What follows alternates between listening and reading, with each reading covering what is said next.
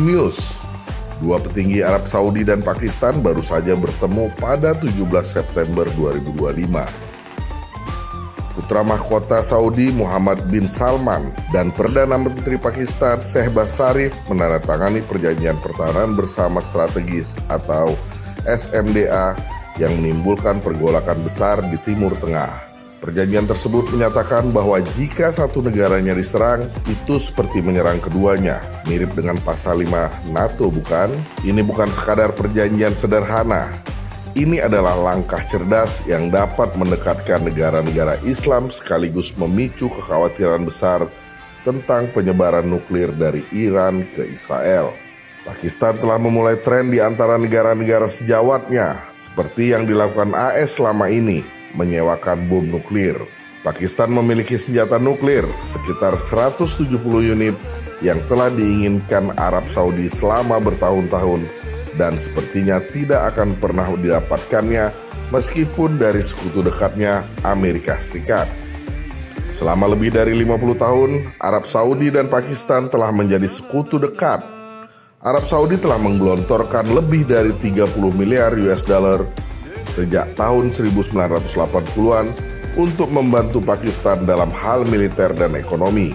Sebagai imbalannya, Pakistan telah mengirimkan tentaranya untuk melindungi Mekah dan Madinah, seperti saat pengambil alihan Masjidil Haram pada tahun 1979 dan melatih pasukan Saudi untuk melawan pemberontak. Itu adalah kerjasama timbal balik yang adil.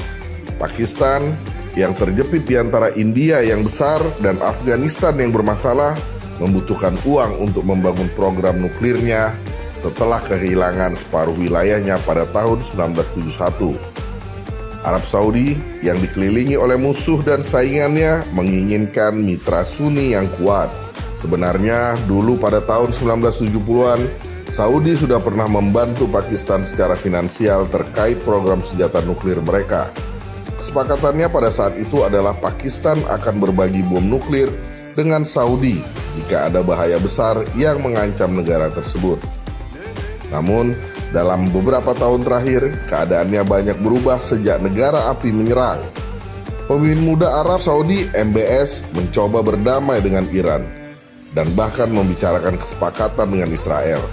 Namun perang di Gaza yang dimulai pada Oktober 2023 ditambah dengan proteksionisme isolasi Amerika Serikat di bawah America First telah mengubah segalanya. Sekarang Arab Saudi dan Pakistan menandatangani SMDA untuk meningkatkan kerjasama pertahanan dan membuat satu sama lain lebih aman. Sederhananya, ini mungkin menunjukkan sebuah pergeseran besar, yaitu Arab Saudi tidak ingin lagi hanya bergantung kepada kapal-kapal AS dan juga kebijakan luar negeri presidennya yang berubah-ubah. Mereka menginginkan perlindungannya sendiri dengan senjata pamungkas asli. SMDA Arab Saudi Pakistan tidak secara eksplisit menyebutkan tentang senjata nuklir. Namun, ini seperti rahasia umum bahwa senjata nuklir Pakistan dan tentaranya adalah daya tarik utamanya. Ini seperti memiliki perlindungan ulti senjata rudal Pakistan. Misalnya, Shahen-3 yang dapat terbang sejauh 2.750 km dan menjangkau seluruh wilayah Arab Saudi. Kerajaan Saudi jadi memiliki jaring pengaman yang kredibel. Kekuatan nuklir Pakistan memberikan Arab Saudi peringatan keras kepada musuh-musuhnya tanpa perlu pusing-pusing membuat bom nuklirnya sendiri, seperti inspeksi PBB atau kontroversi domestik karena dianggap bertentangan dengan ajaran Islam. Dari segi keuangan pun Arab Saudi masih memegang kendali. Diperkirakan kesepakatan baru ini senilai 5-10 miliar dolar untuk senjata dan proyek-proyek guna membantu masalah utang Pakistan yang mencapai 100 miliar dolar. Pakistan juga tidak dirugikan. Kesepakatan SMDA membuatnya tampil seperti perlindungan dunia muslim. Peran yang diraihnya dengan uji coba senjata nuklir tahun 1998. Dalam praktik militer, kerjasama SMDA berarti teknologi Saudi yang lebih baik untuk Angkatan Udara Pakistan, seperti pesawat radar untuk mendeteksi bahaya dan rahasia bersama untuk melawan kelompok-kelompok menyebalkan seperti Taliban di daerah-daerah batasannya dan juga melawan India. Bagi Perdana Menteri Pakistan Sharif dan partainya, ini adalah kemenangan melawan masalah keuangan dari kelompok-kelompok pemburu keuntungan seperti IMF. Arab Saudi mendapatkan lapisan keamanan yang nyata dan Pakistan mendapatkan dana maupun dukungan moral. Seperti yang disinggung di awal, apakah SMDA ini tampaknya bertujuan menghentikan serangan Israel dan semakin menangkalnya untuk tidak berulah? Timingnya sih menunjukkan ya. Sejak serangan Hamas pada 7 Oktober 2023, wilayah Saudi berada dalam kondisi genting. Roket dari Lebanon, drones dari Yaman, dan pendukung Iran di mana-mana. Israel dengan bantuan Amerika Serikat dalam menyerang Iran memandang Arab Saudi sebagai teman berikutnya dalam perjanjian damai. Namun, pertempuran di Gaza menghentikan perundingan tersebut.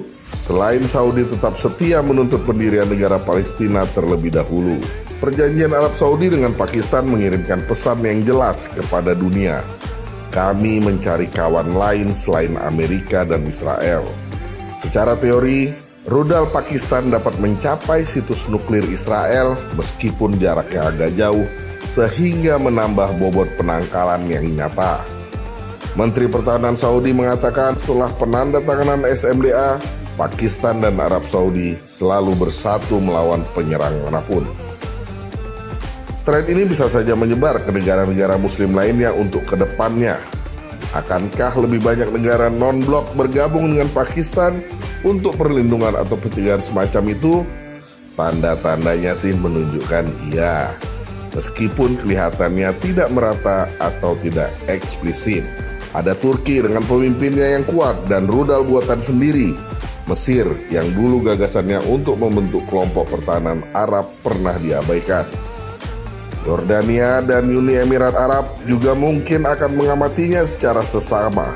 Bahkan Indonesia yang besar pun sudah berdiskusi dengan pihak Pakistan tentang pelatihan angkatan laut bersama. Hal ini dapat mengarah pada blok kerjasama pertahanan seperti NATO Islam. Itu mungkin tidak sempurna atau ideal seperti halnya NATO, namun tidak berarti lemah karena ada Pakistan sebagai pemasok senjata nuklirnya dan Arab Saudi sebagai bos besar cuannya.